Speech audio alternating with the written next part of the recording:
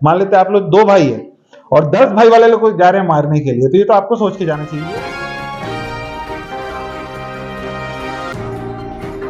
नमस्कार, मैं राजेश और आप देख रहे हैं न्यूज़ 365।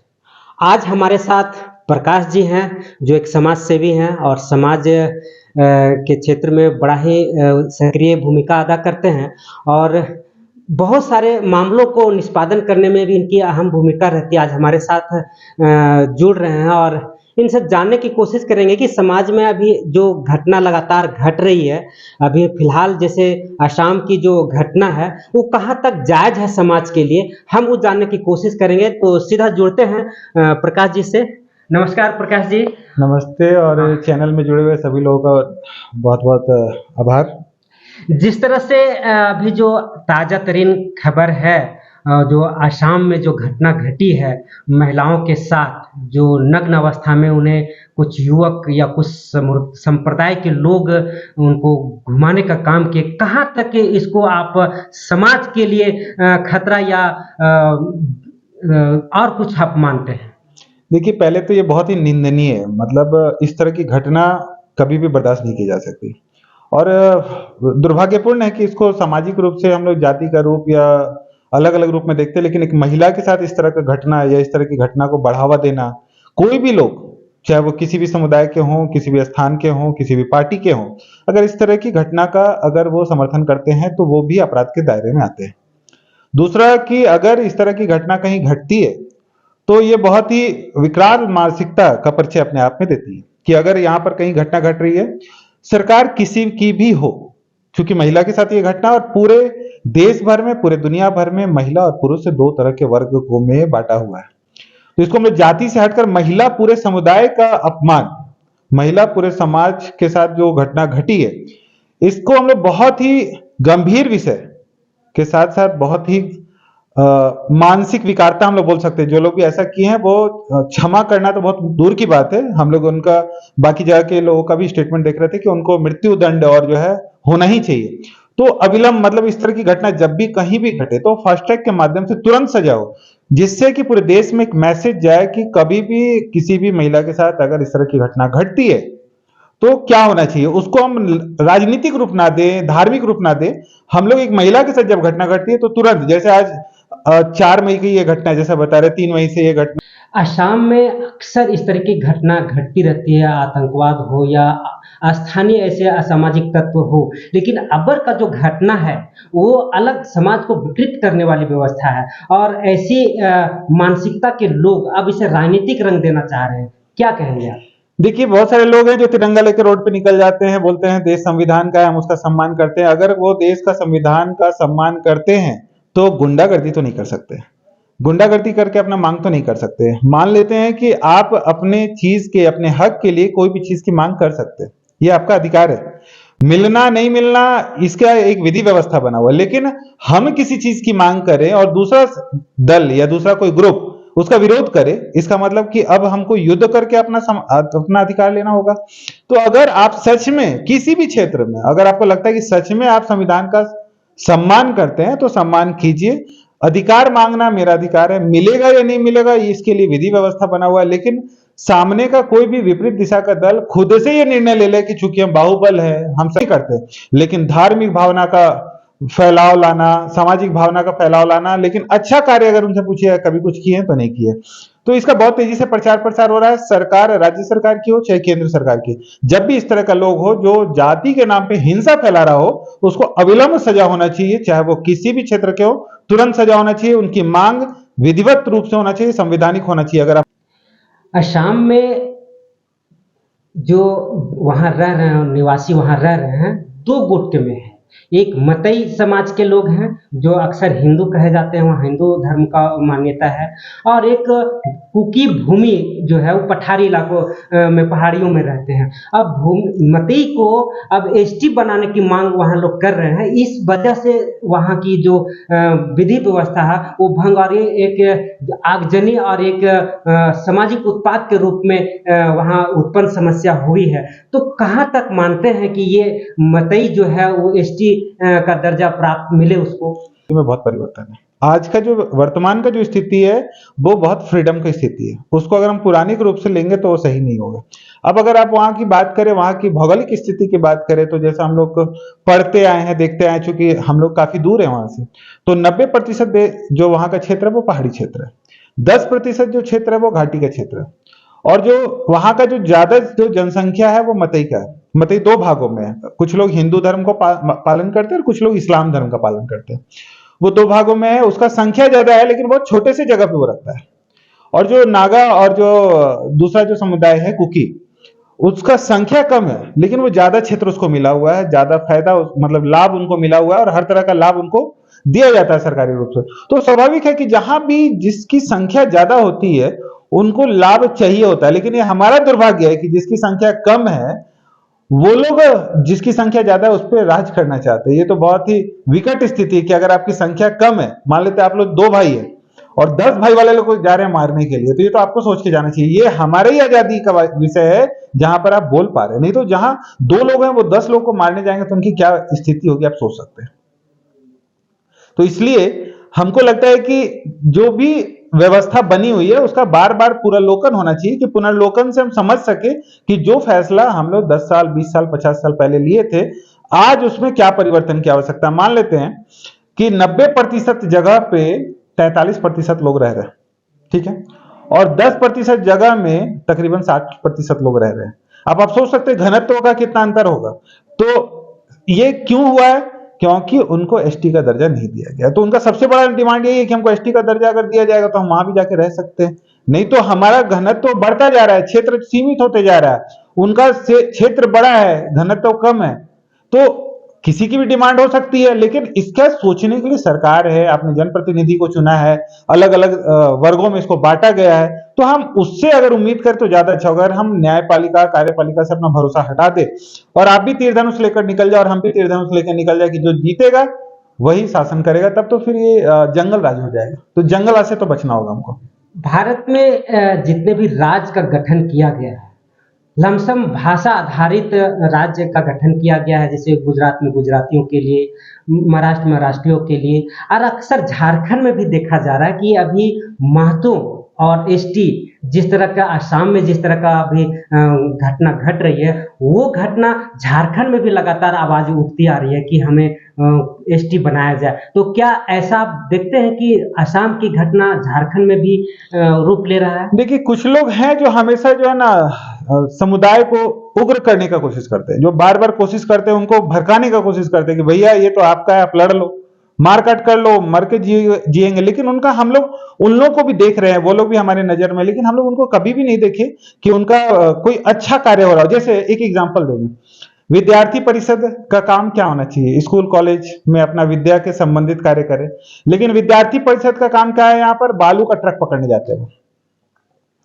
अभी ये लोग बोलते हैं कि भाई हम लोग जो है ना लोकल में जॉब का हम लोग को जॉब होना चाहिए, लेकिन जो लोग बाहर से जॉब देने आ रहे हैं उनका पिटाई कर दे रहे हैं। अभी जल्दी में, अभी तुरंत में एक रिसेंट एक घटना देखने को आया कि वाटर पार्क में स्थानीय जो कुछ लोग थे उन्होंने बाहरी बोलकर उनको पीट दिया। तो इसका मतलब कि अगर कोई भी बाहर के लोग यहाँ पर नहीं आएंगे तो उनका क्या संसाधन बढ़ पाएगा? तो हम लोग का कहीं ना कहीं पुराना जंगल व्यवस्था पे हम लोग उसको वापस कन्वर्ट कर रहे हैं। कुछ लोग अच्छे हैं लेकिन उनको चुप करा दिया जा रहा है, लेकिन जो बाकी जो लोग हैं वो हमेशा जो है ना समुदाय को गर्म करने की कोशिश करते हैं और उसका लाभ लेते हैं। बहुत लोग, चूंकि इसलिए भी हम बोलेंगे, बहुत लोग ऐसे हैं जो अच्छा करते हैं, उनके बारे में सबको पता होता है। कुछ लोग अच्छा किए ही नहीं, करवाहट की राजनीति, गाली देने की राजनीति, उग्र व्यवस्था की राजनीति, ऐसा करके अपने आप को चमकाने की कोशिश करते हैं। और जब उनको मिल जाता है पद, क्योंकि हम एग्जाम्पल के साथ आपको बताएंगे, इससे पहले झारखंड में जो विद्यार्थी लोग थे जो वर्तमान में आज विधायक हैं वो क्या कर रहे हैं? इससे पहले भी वो आदिवासी बोल करके नेता बने, महतो बोल करके नेता बने, वो क्यों नहीं उनके बारे में सोच रहे हैं? बहुत सारे यहाँ पे स्टूडेंट यूनियन, आजसू पार्टी बना हुआ है, आपका बाबूलाल बंधु तिर्की जी हैं, विद्यार्थी के रूप से आए थे। जो लोग बन जाते हैं वो फिर क्यों सोचना बंद कर देते हैं? उनको सोचना चाहिए। जो लोग अभी आए नहीं है उनके लिए तो आप बोल रहे हैं कि भैया ये आएंगे तो देश में क्रांति लाएंगे, पूरा देश बदल जाएगा, पूरा राज्य बदल जाएगा, लेकिन जो है उनके लिए, तो इसलिए उनको भी सोचना चाहिए। जो लोग पहले से ऐसा होता है, कन्हैया, बहुत सारे एग्जाम्पल है आपके पास में, वो लोग आए, पटेल, हार्दिक पटेल, क्या हुआ उन लोग का?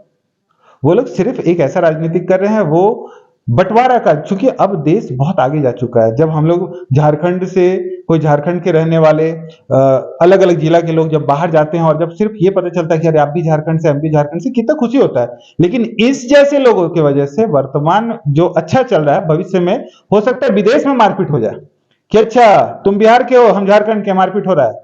तो आप मांग करना जायज है, लेकिन किसी को भी संविधान से हट करके उसके व्यक्तिगत प्रहार करना कभी भी उचित नहीं हो सकता। जिनका जो अधिकार है वो संवैधानिक होना चाहिए और संविधान के रूप से ही मांग की जानी चाहिए।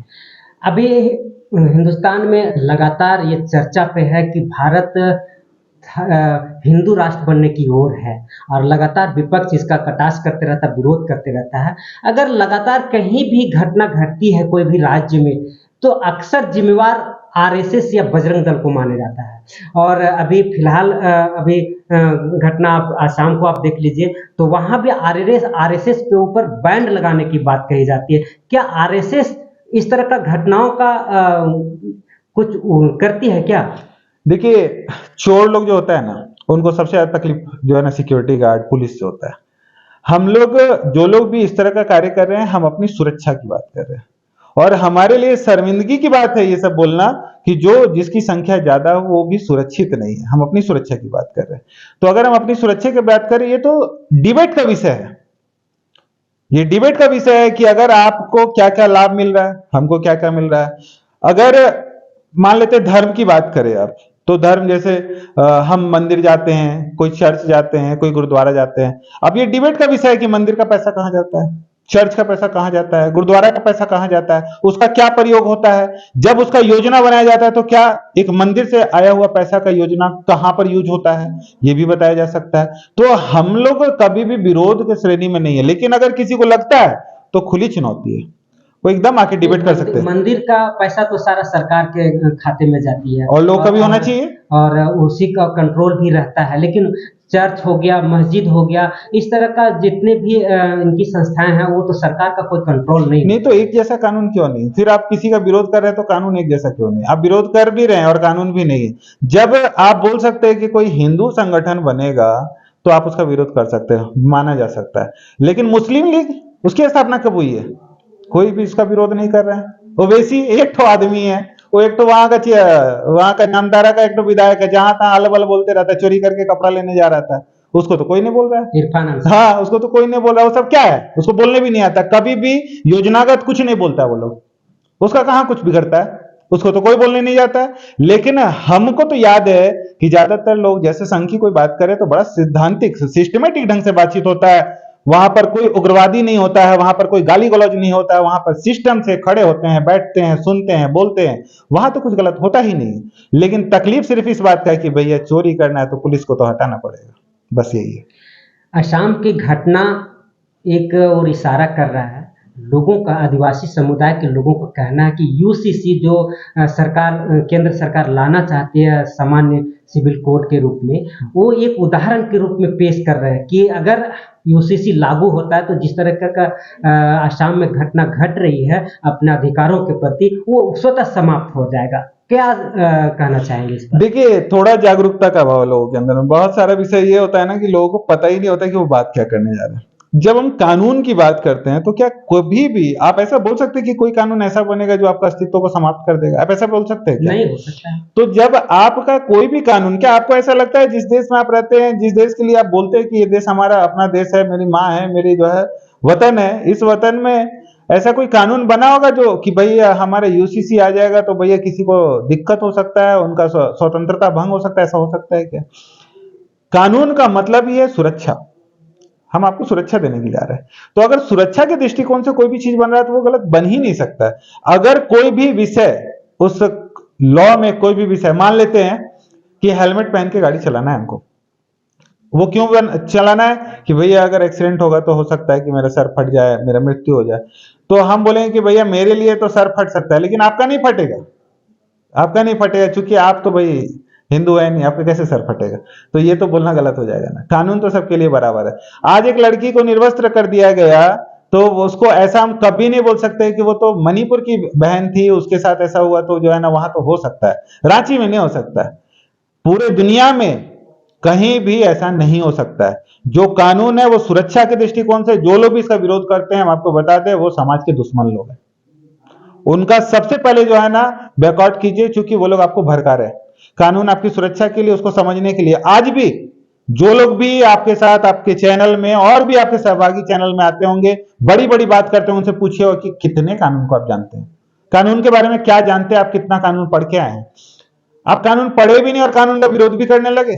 पढ़ तो लीजिए भैया, कोई भी चीज जान के विरोध होता है, बिना जाने ही विरोध होता है क्या? पहले जान लीजिए फिर विरोध कीजिए, कोई भी दिक्कत नहीं है।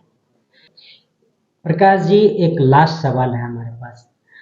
हमारे भारतीय सभ्यता संस्कृति में नारी को देवी का रूप माना जाता है। हम नवरात्रों में अक्सर छोटी कन्याओं को पूजा करते हैं, लेकिन वही छोटी कन्याएं अगर रोड पर निकलती हैं तो उनको गलत नज़रों से देखा जाता है, बर्बरता की जाती है, बलात्कार और घटना दिया जाता है। लेकिन आज जो असम में जो घटना घटी महिला के साथ, चाहे किसी भी धर्म विशेष का हो, महिलाओं के साथ ऐसा नहीं करना चाहिए, क्या कहते हैं? देखिए, एक बात पहले आप जान लीजिए, समाज में दो वर्ग के लोग हैं, सिर्फ दो वर्ग के लोग। एक अच्छे लोगों का वर्ग, दूसरा बुरे लोगों का वर्ग। अच्छे वर्ग का लड़का भी अच्छा होता है, उसकी लड़की भी अच्छी होती है। बुरे वर्ग का लड़का भी बुरा होता है, उसकी लड़की भी बुरी होती है। इस वर्ग को सुधारने की आवश्यकता है। मतलब आप ऐसा नहीं बोल सकते कि महिला और पुरुष वर्ग, हम इसलिए ऐसा बोल रहे हैं क्योंकि किसी किसी घर में देखेंगे, आपके घर में किसी कोई घटना घटता है, आप बोलते मेरी बहू बदमाश आ गई थी, कभी बोलते हैं कि नहीं भाई मेरा जो है ना दामाद बदमाश आ गया। मतलब आपका बेटी भी ठीक थी, बेटा भी ठीक था, दामाद और बहू बदमाश आई है, ठीक है। तो ऐसा क्यों होता है? इसका सिर्फ एक ही कारण है कि हम लोग का जो रीति रिवाज, जो रहन सहन है, हम लोग का जो मानसिक स्तर है वो उस लेवल पे नहीं है कि हम ऐसा सोच सके कि हम लोग बराबर हैं। तो जो लोग पूजा करते हैं कन्या का, उन लोगों का दिशा अलग है। लेकिन जिस दिन कन्या का पूजा होता रहता है उस दिन भी बहुत सारे लोग हैं जो कन्या का पूजा नहीं करते, मदिरा का पूजा करते रहते हैं। उनको सुधारने की आवश्यकता है। कन्या पूजन वाले लोग तो अच्छे रहते ही है। अभी जिस तरह का देश में घटना घट रही है और हर वर्ग के लोग आक्रोश हैं, लेकिन जितने भी हिंदू धर्म के विरोधी कहा जाए, जैसे वो लोग विरोध करते हैं, मनुस्मृति का बार बार लोग उपयोग करते हैं कि मनुस्मृति जो है वो भारत को एक में जैसे दलित लोग हैं, आदिवासी हैं या अन्य जो लोग हैं, उनको एक पंगु, एक गुलाम बनाने की प्रथा है। तो क्या मनुस्मृति इस तरह का लोगों को में जो भावना है वो कहाँ तक सही है? देखिए, पहला बात ये है ना कि हम लोग बहुत सारी चीज जो है ना खुद से क्रिएट किए हैं। खुद से क्रिएट करने का मतलब कैसे? जैसे आपको कहीं पर काम करना है तो हमको घर में काम करना है तो हम नहीं करेंगे, ठीक है। लेकिन हमको एयर होस्टेस बना दीजिए तो हम प्लेन में जो है ना खाना खिलाएंगे, ठीक है। हमको बाल काटना है तो हम नहीं काटेंगे, लेकिन वही ब्यूटी पार्लर का जो है ना कोर्स करा दीजिएगा तो हम करेंगे। तो कहीं ना हम लोग जो पहले का जो विधि व्यवस्था था, हम लोग खुद में उसको लेकर शर्म महसूस करने लगे कि अगर हम बाल काटते हैं, अगर हम जूता बनाते हैं, अगर हम जूता बनाते हैं, ये मेरे लिए गर्व की बात होनी चाहिए।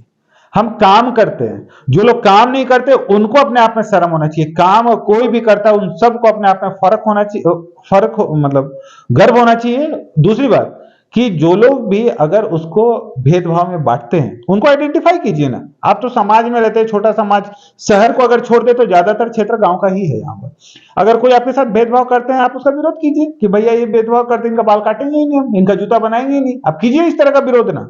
लेकिन आप अपने काम से नफरत करना शुरू किए, वो कुछ ऐसे लोगों की वजह से जो अपना राजनीतिक उल्लू सीधा करना चाहते हैं। जो लोग भी करवाहट फैला रहे हैं सामाजिक धार्मिक रूप से, उनको तुरंत अविलंब उस पर कार्रवाई होनी चाहिए, जिससे कि समाज बैलेंस रह पाएगा। हमको अपने काम में शर्म आने लगे, हमको अपने काम में घृणा आने लगे, मतलब कहीं ना कहीं तो हम पे डिफॉल्ट हो गया।